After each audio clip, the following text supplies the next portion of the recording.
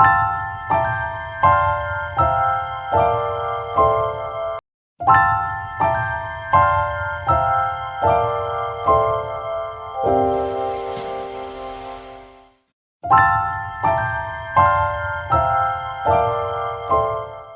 Viewers, welcome to English hub.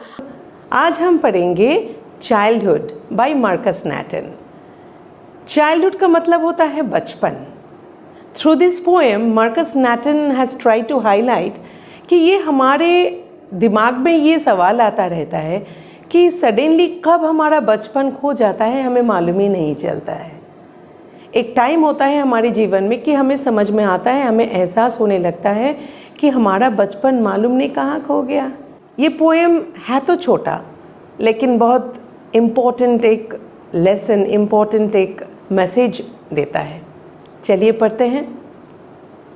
Poem start होता है poet के सवाल से। What does the poet ask? Poet पूछ रहे हैं, when did my childhood go. First stanza शुरू करते हैं, व्हेन डिड माई चाइल्डहुड गो, मेरा बचपन कब चला गया, कब खो गया। वो सवाल करते हैं, वो पूछते हैं, बट जवाब भी खुद ही देते हैं। उसके बाद ही says, was it the day I cease to be 11, वो तब था क्या जब मेरा उम्र 11 का था, जब मैं 11 का था, 11 साल का था, तो तब क्या मेरा बचपन चला गया था।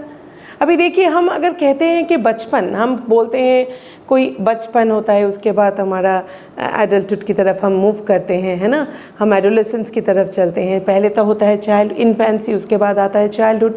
इन्फेंसी का मतलब क्या होता है? जब एकदम जन्म से लेकर 2, ढाई, 3 साल तक हम बोलते हैं उसको इन्फेंसी। उसके बाद का जो समय होता है ना, टीनेज के पहले, उसको हम कहते हैं चाइल्डहुड, बचपन कहते हैं हमारा। चाइल्डहुड के बाद आता है हमारा एडोलेसेंस, है ना, जिसमें हम टीन्स कहते हैं, टीन ईयर्स, है ना। तो जैसे 12 साल की उम्र से 18, 19 साल तक हम उसको टीन्स कहते हैं। उसके बाद हम एडल्ट बन जाते हैं, है कि नहीं। तो अभी वही पूछ रहे हैं पोएट कि कब चला गया मेरा बचपन, क्या वो तब गया था जब मेरा उम्र 11 हुआ था। बोले कि was it the day I ceased to be 11। Ceased to be 11 मतलब, सीज का मतलब क्या होता है? सीज टू बी का मतलब स्टॉप्ड बीइंग। वो क्या उस दिन था? That day when I stopped being 11, मतलब मैं और अपने आप को 11 साल का नहीं बोल सकता, तब मैं 12 साल का बन गया, थोड़ा बड़ा बन गया, तभी मेरा स्टॉप कर दिया मैंने अपने आप को 11 बोलना, 11 साल का बोलना। अब मैं बोल नहीं सकता कि मैं 11 साल का हूँ। वही पोइट यहाँ कह रहे हैं। तो क्या वो तब था, मेरा चाइल्डहुड तब चला गया था जिस दिन से मैंने अपने आप को 11 कहना, 11 साल का कहना बंद कर दिया था। कितने सुंदर तरीके से वो बोल रहे हैं ना। देखो, when did my childhood go, was it the day when I ceased to be 11, जिस दिन मैं अपने आप को 11 साल का बोलना स्टॉप कर दिया था, क्योंकि तब मैं और 11 साल का नहीं कह सकता था अपने आप को, मैं तब बड़ा हो गया था, मैं तब 12 साल का बन गया था। Was it the time I realized that hell and heaven could not be found in geography? अभी बचपन से हमें क्या सिखाया जाता है? बचपन से हमारे दिमाग में कुछ मॉरल वैल्यूज़ दिया जाता है बचपन से, है ना। छोटे से, हम जब छोटे होते हैं तब से हमें सिखाया जाता है कि कुछ खराब नहीं करो, खराब नहीं बोलो, है ना, कि अगर कुछ खराब करते हो तो तुम्हें हेल में जाना पड़ेगा, है ना, नरक में जाना पड़ेगा। अच्छा काम करते हैं तो लोग स्वर्ग में जाते हैं, स्वर्ग सिधार जाते हैं हम कहते हैं, नहीं तो हमें कहाँ जाना पड़ेगा? नरक में जाना पड़ेगा। बच्चों को हम समझाएंगे तो समझाएं कैसे, ये करना चाहिए कि नहीं करना चाहिए, उसको हम किस तरह से बोलते हैं? अच्छा काम करोगे तो अच्छी जगह जाओगे, जन्नत में जाओगे, स्वर्ग में जाओगे, और ख़राब काम करोगे तो आपको नरक में ही जगह मिलेगी, आप तो स्वर्ग तक जा ही नहीं पाओगे। तो इससे क्या होता है, बच्चों में थोड़ा सा एक होता है, नहीं हमें तो फिर तो नरक मतलब बहुत ख़राब है, वहाँ बहुत कठिनाइयाँ हैं, आपको बहुत सारी कठिनाइयाँ झेलनी पड़ेगी। और अगर आप स्वर्ग में जाते हो तो स्वर्ग सिधार जाना मतलब स्वर्ग में बहुत सारी मतलब आराम है ना, बहुत सारी आनंद है, आप वहाँ जाओगे तो आनंद से रह पाओगे। तो इस तरह से हम बच्चों को समझाते हैं। बच्चे भी जब छोटे होते हैं समझते हैं अच्छा काम करते हैं, अच्छा काम करना चाहिए तो स्वर्ग है। अच्छा काम मतलब kind of synonymous to heaven. बुरा काम करेंगे तो kind of synonymous to hell. ऐसा बच्चों के दिमाग में बैठता जाता है और बच्चे तब से समझते हैं कि ओके गॉड इज़ देयर, भगवान हो, गॉड हो, अल्लाह हो, जो भी हो, कोई है जो हमें ख़राब काम नहीं करना चाहिए। ख़राब काम करेंगे तो हम उनके फेवरेट नहीं बनेंगे, भगवान के फेवरेट नहीं बनेंगे, है ना। तो गॉड के हम फेवरेट नहीं बनेंगे तो हमें क्या करना चाहिए, अच्छा काम करना चाहिए। अच्छा काम करोगे तो गॉड के फेवरेट बनोगे तो आप गॉड के घर तक जा पाओगे। तो लाइक दैट हम बच्चों के दिमाग में एक बनाते जाते हैं, एक एहसास बनाते जाते हैं। बच्चों के दिमाग में एक ना ठोस एक एहसास बनाते हैं, अनुभूति बनाते हैं उसके दिमाग में, है ना। तो वही कहा जाता है। लेकिन बच्चा जब 11 से 12 साल का बन गया, वो कह रहे हैं एक्चुअली वैसा नहीं है कि एक दिन सडनली होता है कि आज तो मेरा 11 साल का मेरा ख़त्म हो जाता है, 12 साल का कल मेरा जन्मदिन है और मैं 12 साल का बन गया, एक दिन में सडनली मैं सब कुछ समझने लगा। ऐसा होता नहीं है। लेकिन हम फिर भी बोलते हैं कि नहीं चलो हम बड़े बन गए हैं, अभी हम बचपन में नहीं हैं। तो इस तरह से पोइट यहाँ समझाना चाहते हैं, है ना। तो वो बोल रहे हैं कि was it the time I realized that hell and heaven could not be found in geography। क्या वो उस टाइम है जिस दिन मैंने समझा था कि पहले तो हमें बताया जाता था कि hell and heaven है, तो हम सोचते थे शायद ज्योग्राफी जब पढ़ेंगे या तो सोचते थे ये शायद पृथ्वी का ही कोई एक पार्ट होगा, पृथ्वी के ऊपर है हेवन, पृथ्वी के नीचे है नरक, ऐसा कुछ बच्चों के दिमाग में रहता है। लेकिन वो जब इस ज्योग्राफी को अलग से पढ़ने लगता है तो उसको समझ में आता है अरे ज्योग्राफी में कहीं तो हेल या तो हेवन तो कहीं मिलता ही नहीं है, वो तो कहीं है ही नहीं ज्योग्राफी बुक्स में, कहीं मैप्स में या तो एटलस में या तो ग्लोब में कहीं ढूंढने के बाद भी नहीं मिलता है कहीं से कि कहीं वो हेवन या तो हेल, कहीं ढूंढ के भी आपको नहीं मिलेगा। तो पोइट वही कह रहे हैं, क्या वो उस दिन था जिस दिन मैंने रियलाइज़ किया कि हेल और heaven could not be found in geography। Geography में वो है ही नहीं, एक्चुअली उसका कोई अस्तित्व ही नहीं है। मतलब ये रियलाइजेशन है। हाँ, आप कह सकते हो कि कैसे हम कह रहे हैं कि अस्तित्व नहीं है। देखिए ये तो एक रैशनल बीइंग जब आप हो जाओगे, when we are rational beings, हम जब कुछ चीज़ों को बहुत अच्छी तरह से समझने की कोशिश करते हैं, when become practical we realise हाँ ऐसा नहीं है कि कोई स्वर्ग या हेल किसने देखा है, हमने तो नहीं देखा, हम तो किसी ऐसे लोगों से भी नहीं मीट किए कि जो हेल या तो हेवन तक पहुँचे हो। तो बात ये एक्चुअली है ना कि हम हेल या हेवन का मतलब ये कोई जगह से हम नहीं समझाते हैं। जब we grow matured, we become matured, वो हम समझने लगते हैं कि हेल और हेवन कोई जगह नहीं होता है। हेल और हेवन एक स्टेट ऑफ योर लाइफ होता है ना। कोई अच्छा काम करोगे तो लोग आपको चाहेंगे, लोग आपको पूजेंगे, लोग आपको पूछेंगे, है ना, लोग आपकी प्रशंसा करेंगे, तो ये आपके लिए हेवनली नहीं हुआ। खराब काम करोगे तो लोग आपको धीक देंगे, धिक्कारेंगे आपको, कोई आपकी प्रशंसा नहीं करेंगे, सभी आपसे दूर दूर भागने की कोशिश करेंगे, तो ये काइंड ऑफ हेल नहीं हुआ। तो ये आप जब ग्रो हो जाते हो, आप जब बड़े हो जाते हो, you start realising all this things, है ना। तो वही कहते हैं पोइट स्टैंजा में, and therefore could not be, मतलब वही उसका कंटिन्यूएशन होता है कि was it the time I realized that hell and heaven could not be found in geography। Geography में तो है नहीं, तो फिर हमने जो इतना दिन से हेल एंड हेवन के बारे में सुना था तो है कहाँ वो, मतलब and therefore could not B. अरे भाई ज्योग्राफी में नहीं है तो कहाँ ढूंढेंगे, मैप में नहीं है, एटलस में नहीं है, ग्लोब में नहीं है, तो कहाँ ढूंढेंगे, वो है ही नहीं, असल में वो है ही नहीं। तो ये हम रियलाइज करते हैं, that is you start becoming matured, you start becoming matured. यही पोइट कहना चाहते हैं, वॉज दैट द डे, क्या वही दिन था जिस दिन मेरा बचपन खो गया। देखिए यहाँ ना पोएम में ये पोइट क्या कर रहे हैं, वो कुछ आइडेंटिफाई करने की कोशिश कर रहे हैं, सम स्टेजेस ऑफ लाइफ। कैसे आइडेंटिफाई करने की कोशिश कर रहे हैं, जैसे हम कहते हैं कि जब हमारा ये जो स्टेप ऑफ मैच्योरिटी बनता है ना, कि हम मैच्योर होने लगते हैं, हम चीज़ों को समझने लगते हैं, हम रैशनल थिंकिंग करने लगते हैं, हम लॉजिकली चीज़ों को समझने लगते हैं। जब हम लॉजिकली चीज़ों को समझेंगे तो बहुत सारी बचपन की जो सीखें हैं जो हमने लिया था, हम सोचेंगे अरे वो तो बचपन में हमको ऐसे ऐसे समझाया जाता था। तो ये नहीं हुआ कि हम जब लॉजिकल मैच्योरिटी जो होता है, one step to maturity means क्या होता है कि लॉस ऑफ योर चाइल्डहुड, आप मैच्योर्ड होते हो, आप लॉजिकल थिंकिंग करते हो, मतलब चाइल्डहुड से आपका चाइल्डहुड आपसे पीछे चला जाता है, छूट जाता है कि नहीं। तो वही कहा गया है कि पोएट यहाँ वही समझाना चाहते हैं कि तब से जैसे लगता है हम धीरे धीरे बड़े होते हैं और हम समझने लगते हैं कि हमने जो सीखा था, जो सुना था, उसमें कुछ डिफरेंसेस हमारे जो आँखों के सामने, हमारे दिमाग में साफ साफ दिखाई देने लगता है। तो पोएट यहाँ बहुत सुंदर तरीके से स्टैंजा 1 को कहा है। फिर हम और एक बार रीड आउट कर लेते हैं। देखिए, When did my childhood go? Was it the day I ceased to be 11? Was it the time I realized that hell and heaven could not be found in geography and therefore could not be? Geography में कहीं मिलता नहीं है, map में नहीं है, Atlas में नहीं है, तो वो कहीं भी नहीं है। हमें हेल एंड हेवन को ढूंढने की ज़रूरत नहीं है। Was that the day? क्या वही दिन है? वही दिन था जिस दिन मेरा चाइल्डहुड चला गया। हमने क्या कहा कि एक स्टेप टुवर्ड्स मैच्योरिटी मीन्स क्या होता है?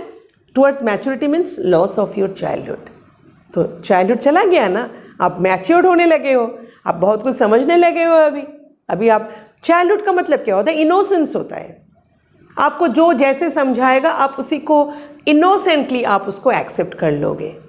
आपको किसी तरह का क्या नहीं करोगे, अपना डिसीजन नहीं दोगे, अपना जजमेंट नहीं करोगे, आप जजमेंटल नहीं होते हो। जैसे पेरेंट्स, जैसे कोई भी बड़े, जो भी एल्डरली लोग कुछ भी जैसे हमें समझाएंगे हम वही समझ जाते हैं। सिंप्लिसिटी बहुत ज़्यादा भरा रहता है हमारे दिमाग में, है ना। तो चाइल्डहुड में क्या होता है? इनोसेंस है, सिंप्लिसिटी है, ये सब चीज़ें रहती है।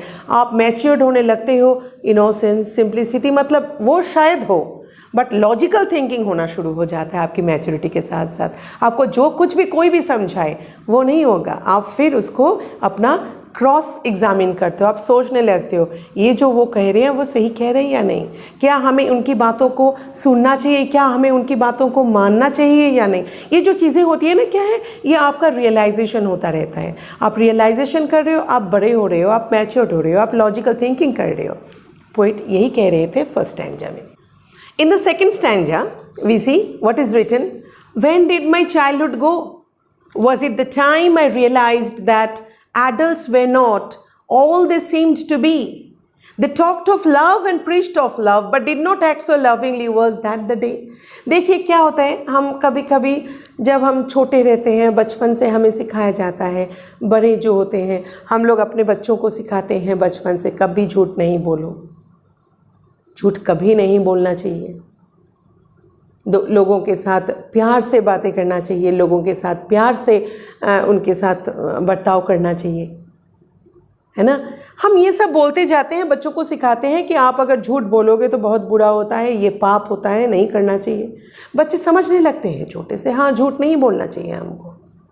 लेकिन अचानक क्या हो जाता है, कोई आपके दरवाजे पे आता है, कोई नॉक करता है, आप घर के भीतर से सीसीटीवी का आप वो स्क्रीन में देखते हो कि बाहर कोई ऐसा आदमी आया हुआ है जिससे आप मिलना नहीं चाहते हो अभी, और ऐसा भी हो सकता है कि आप बिज़ी हो या तो कुछ भी हो, आप मिलना नहीं चाहते हो। आप क्या कर रहे हो, आपने अपने बच्चे को कहा बेटा जाओ जाके अंकल को बोलो अभी घर में पापा नहीं है, या तो अभी घर में मम्मी नहीं है। बेटा आप पहले तो अचानक से वो चौंक जाता है कि क्या बात है, मम्मी या तो पापा दोनों ही तो घर में हैं, पापा तो हैं घर में, फिर पापा कैसे कह रहे हैं कि घर में पापा नहीं है। वो चुपचाप सोचने की मतलब सोचना शुरू करता है। पापा मतलब देर क्यों कर रहे हो, जाओ मैंने कहा तुमको, जाओ दरवाज़ा खोलो जाके। बेटा तो थोड़ा भौचक्का हो गया, भौचक्का रह जाता है वो, फिर कुछ समझ नहीं पा रहा है क्या हो रहा है। लेकिन after all he is a child, small boy, उसको तो बड़ों की बातें माननी ही थी और मानना ही पड़ेगा। तो उसने क्या किया, बाहर जाता है, जाकर अंकल पापा तो घर में नहीं हैं। अच्छा बेटा ठीक है, हम बाद में आते हैं। तो अंकल तो चले गए, लेकिन बेटे के दिमाग में जो ये बातें चल रही है कि अभी पापा ने कहा घर में नहीं है, लेकिन पापा तो घर में बैठे, तो पापा झूठ बोल रहे हैं। लेकिन पापा ने ही तो हमें कहा है, या तो मम्मी झूठ बोल रही है, लेकिन मम्मी तो बचपन से हमें यही कह के आ रही है ना, कभी झूठ नहीं बोलना चाहिए, अच्छे बच्चे झूठ नहीं बोलते। तो क्या ये अच्छे बच्चे नहीं हैं? चलो अभी फिर जाके मम्मी या तो पापा को पूछना, आपने क्यों बताया, उन्होंने कहा बेटा ऐसा करना पड़ा क्योंकि अभी कोई प्रॉब्लम हुआ, अभी शायद कोई कारण समझा देते हैं। बच्चा कुछ तो समझ लेता, अच्छा ठीक है कोई रीज़न है, लेकिन उसके दिमाग में ये बैठ गया कि बचपन से हमें जो सिखाया जा रहा है, लेकिन वो बचपन में वो एक्चुअली होता नहीं है। बचपन से हमें सिखाया जा रहा है झगड़ा नहीं करो, झगड़ा नहीं करो, किसी के साथ झगड़ा नहीं करना चाहिए, सबके साथ प्यार से बर्ताव करना चाहिए। लेकिन घर में देखा जा रहा है डोमेस्टिक वायलेंस। कभी कभी घर में देखा जाता है भाई भाई में लड़ाई हो रही है, पापा अंकल में लड़ाई हो रही है। क्यों? घर में, घर को लेके, ज़मीन जायदाद को लेके लड़ाई हो रही है। तो बच्चा समझता है बच्चा कि मेरे पापा या तो मेरी मम्मी इतनी ज़ोर ज़ोर से क्यों बातें कर रही हैं किसी के साथ। तो वो जो कुछ भी सीख के आ रहा है ना बचपन से, जब वो नहीं देखता है ना, उसको लगता है कि ये जो सोसाइटी है, ये जो वर्ल्ड है, it is full of hypocrisy. Hypocrisy का मतलब क्या होता है? जो हम सोचते हैं, जानते हैं, हमें बताया जाता है, वो एक्चुअली होता नहीं है। यही है हिपोक्रेसी। तो बोलते हैं कि ये है एडल्ट्स का हिपोक्रेसी। ये बच्चे को समझ में आता है, वो सोचने लगता है, तब ये समझने लगता है कि बड़े लोग, एडल्ट्स डबल स्टैंडर्ड प्ले करते हैं, डबल रोल प्ले करते हैं। डबल स्टैंडर्ड प्ले करते हैं मतलब हमारे साथ तो एक कुछ बताते हैं हमें कुछ करने के लिए, बट खुद कुछ अलग ही करते हैं। तो ये जो चीज़ है, ये जो वो समझने लगा, मतलब he has started growing up. अभी वो बड़ा हो गया है, अभी वो बड़ा हो रहा है, अभी उसमें मैच्योरिटी आ रही है। तो पोएट अभी देखो क्या कह रहे थे, अभी हम अब पोएम, ये स्टैंजा को हम फिर से समझते हैं। बोले कि व्हेन डिड माई चाइल्डहुड गो, फिर से वही सवाल, वही प्रश्न, वही सवाल पूछा जा रहा है। वो बोल रहे हैं कि मेरा चाइल्डहुड कब चला गया? Was it the time I realized that adults were not all this seems to be? क्या वो वही दिन था, वही वक्त था, वही समय था जबकि मैंने ये रियलाइज किया कि एडल्ट्स वो है नहीं, that adults were not all this seem to be, जो वो seemed होते हैं, जो वो दिखते हैं, वो जो हमें कुछ सिखाते हैं, तो उनका जो बर्ताव होता है, उनका जो बिहेवियर होता है, उससे हमें जैसा लगता है कि मेरे पापा, मेरी मम्मी बहुत सीरियस है, बहुत सच बोलती हैं, बहुत ऑनेस्ट है, बहुत ट्रूथफुल है। तो हमने वो अपना जो इमेज हमारे सामने रखे थे, हम जो इमेज उनका दिमाग में लेके हम बड़े हो रहे थे, तो अचानक से मुझे समझ में आया कि मैंने जो सोचा था, जैसा हम सोच रहे थे, हर वक्त वैसा होता नहीं है। जो इमेज हमारे दिमाग में था, वो इमेज अचानक से गायब हो गया। वो इमेज हमारे दिमाग में आया नहीं। हम बहुत बच्चे ऐसा होता है ना कि हम छोटे से बोलते हैं बड़ों का सम्मान देना चाहिए। फिर ऐसा भी होता है बहुत बच्चे डिफरेंट तरीके से अब्यूज्ड होते हैं बड़ों से।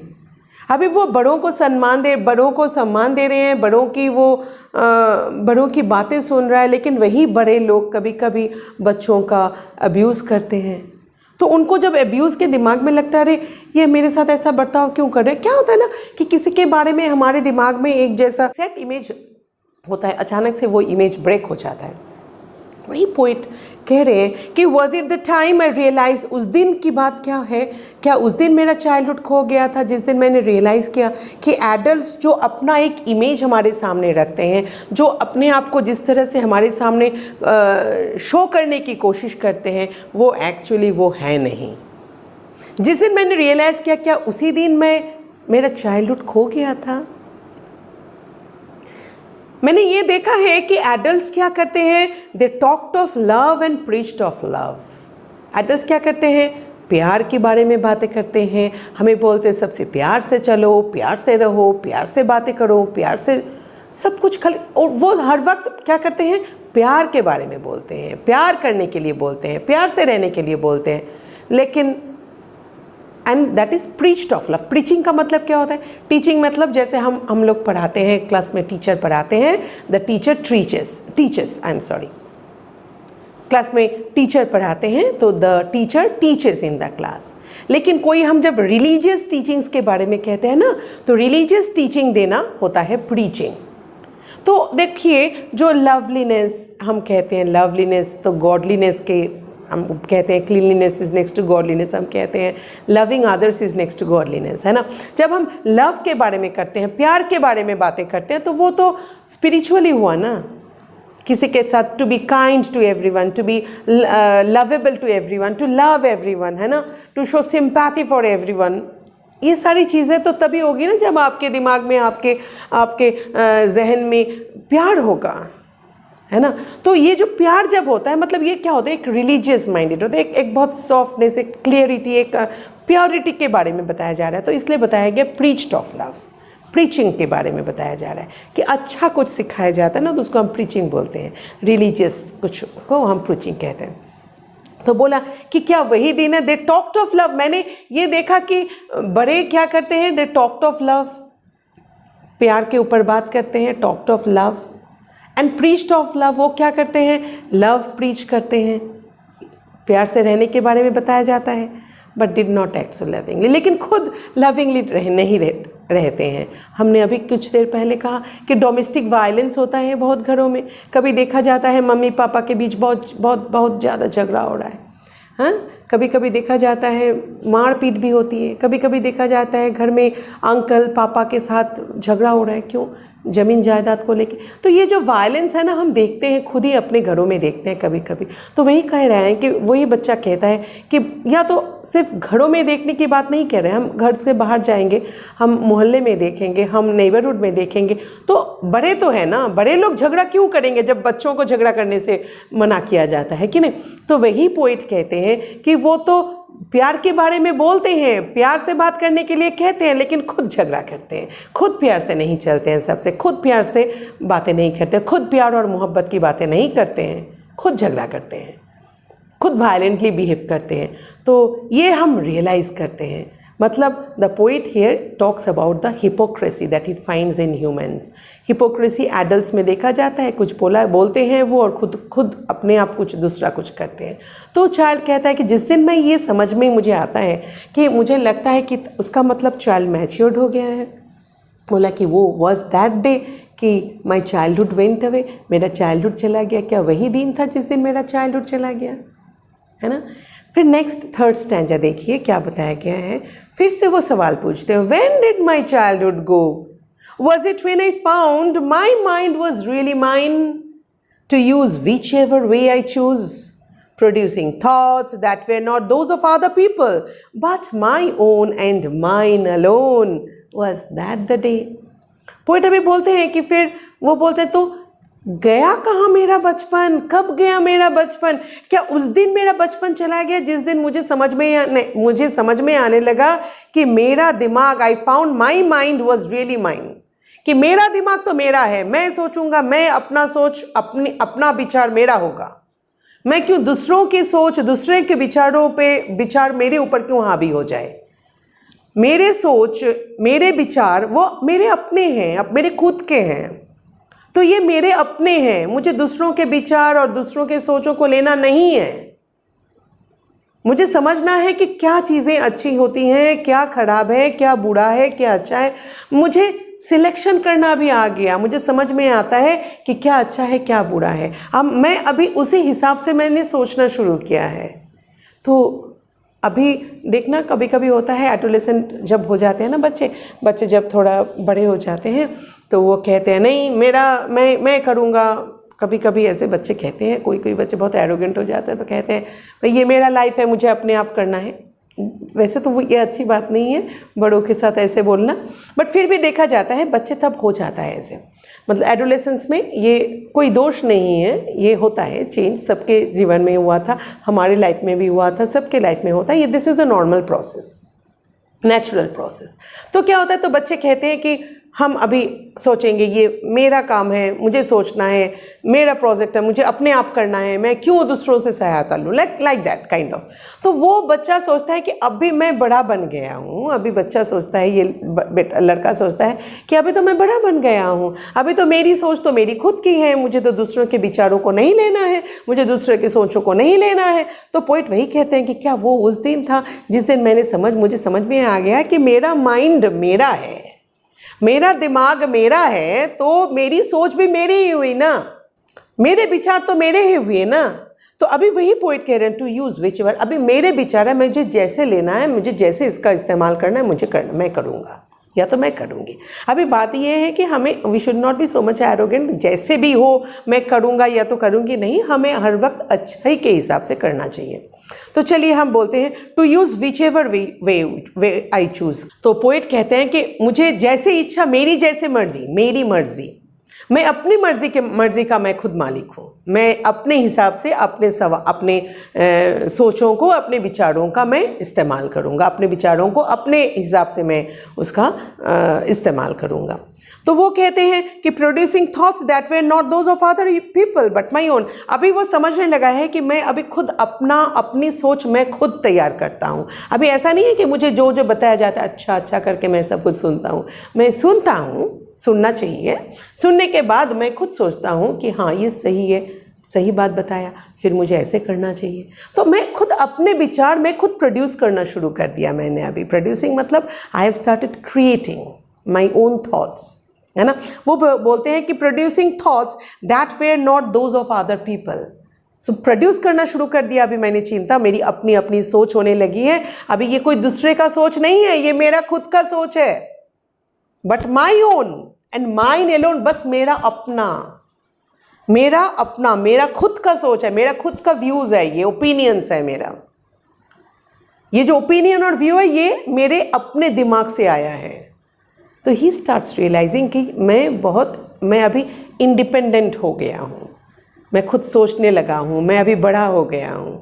तो पोइट कहते हैं क्या वो उस दिन है जिस दिन मैंने ये सोचना शुरू किया कि मैं बड़ा हो गया हूँ, मैं इंडिपेंडेंट हूँ, मुझे अभी अपना सोच मैं खुद सोच सकता हूँ, अपने बारे में मैं खुद सोच सकता हूँ, मेरा अपना भला बुरा मैं खुद सोचने लगा हूँ।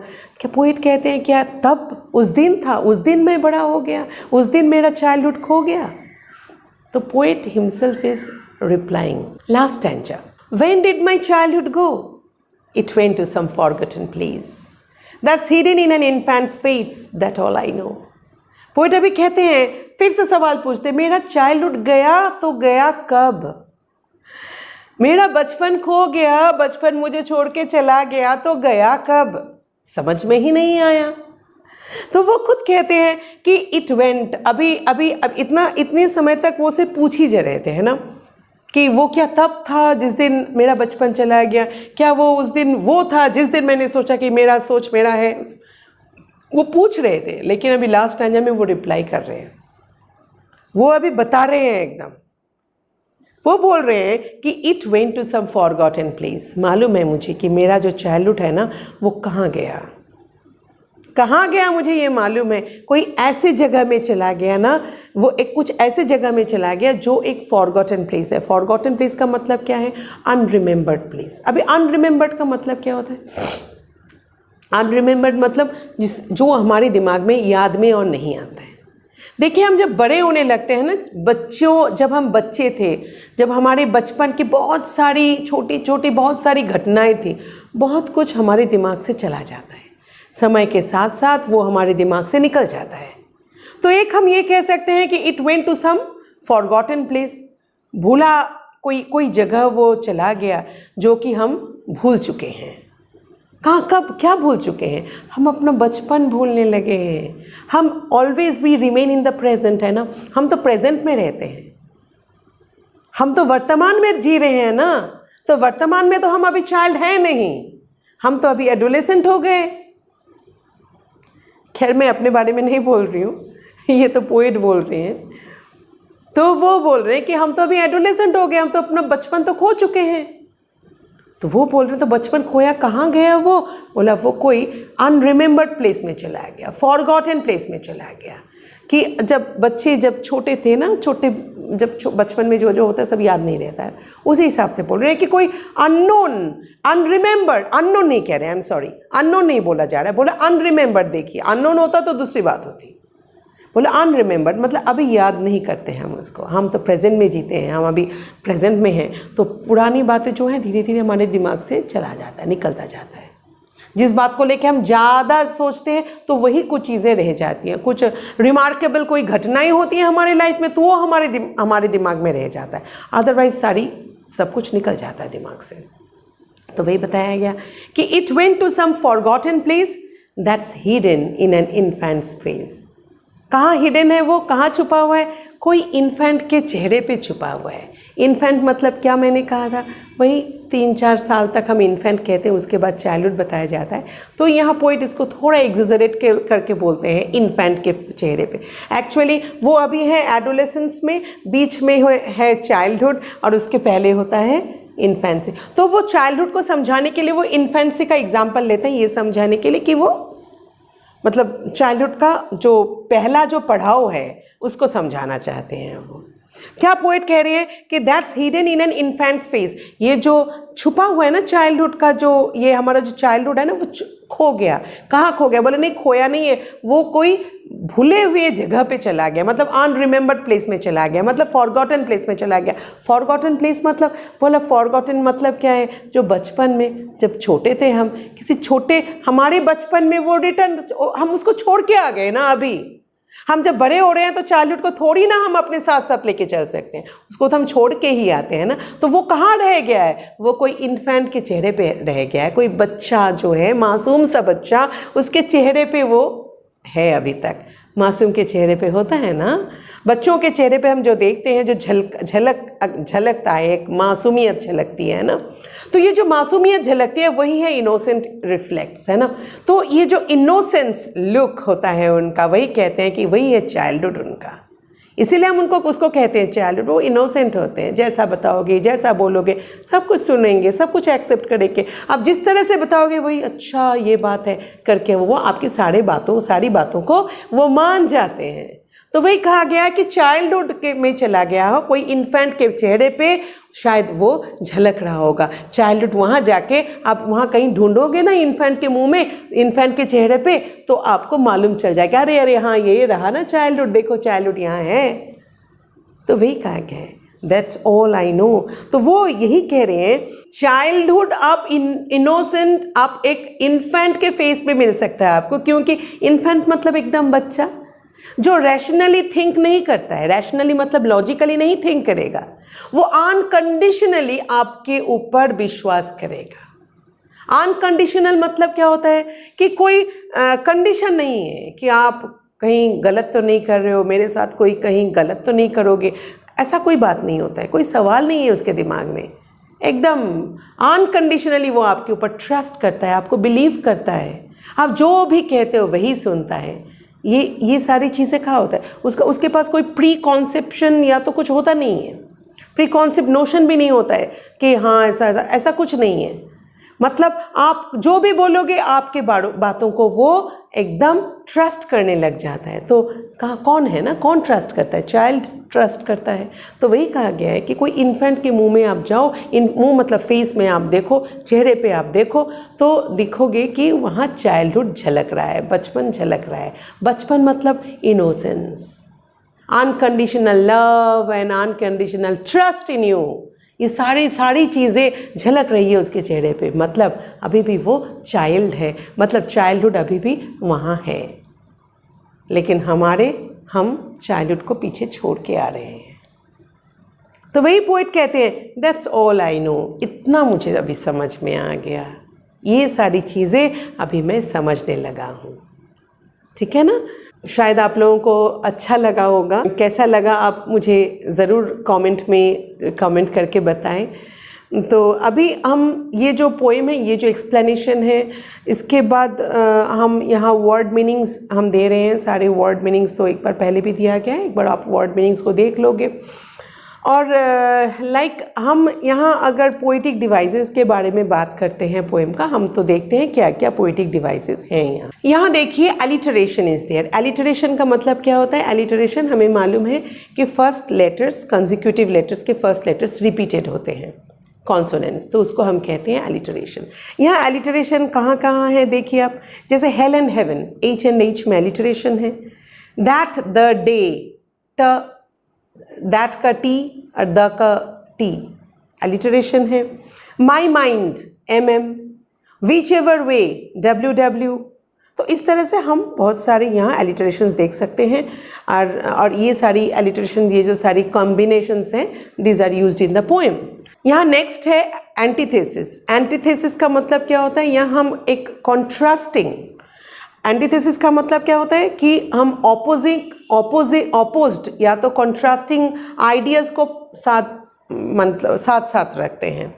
ऑक्सीमोरन हमने पढ़ा था पहले भी। ऑक्सीमोरन मतलब ठीक opposite words are placed side by side, एकदम दोनों साथ साथ रहेंगे। लेकिन एंटीथेसिस के टाइम क्या होगा, दो आइडिया साथ साथ रहेंगे, ठीक है ना। हम यहाँ देख सकते हैं पोएम में लिखा हुआ है हेल एंड हेवन, तो एंड है यहाँ, तो इसलिए ये एंटीथेसिस हो जाता है। हेल का मतलब हमें क्या मालूम चलता है, हेल मतलब बहुत टॉर्चर, कष्ट, नर्क, है ना। और हेवन मतलब होता है स्वर्ग, सुख, आनंद, सब कुछ मालूम होता है। तो एक आइडिया होता है, हेल एक आइडिया है, हेवन एक आइडिया है, दोनों आइडिया को साथ साथ रखा गया है, तो इसको हम कहेंगे एंटीथेसिस। और एक पोइटिक डिवाइस हमें यहाँ देखने को मिलेगी, ये है एनजैम्पमेंट। एनजैम्पमेंट, एनजैम्पमेंट का मतलब क्या होता है, पोइट एक पोएम में कभी होता है कि एक लाइन के साथ दूसरे लाइन का कंटिन्यूएशन होता है, कि एक लाइन में जैसे लाइन के एंड में कोई पंक्चुएशन ना होके अगर डायरेक्ट उसके साथ कनेक्ट होके दूसरा लाइन आ जाता है, तो उसको हम कहते हैं एनजैम्पमेंट। आप देख सकते हैं स्टैंजा 2 का जो सेकंड लाइन है, स्टैंजा 2 का जो सेकंड लाइन है, was it the time I realise that adults were not. Third line में है all they seemed to be. तो ये जो है ना एकदम डायरेक्ट लाइन है, was it the time I realise that adults were not, all they seemed to be. Were not के बाद कोई कॉमा, कोई कुछ नहीं है, कोई पंक्चुएशन नहीं है, तो ये क्या है, एक कंटिन्यूएशन है, एक लॉन्ग एक कंटिन्यूएशन बनता है, इसको कहते हैं हम enjambment. So the chapter is complete. Thank you for watching.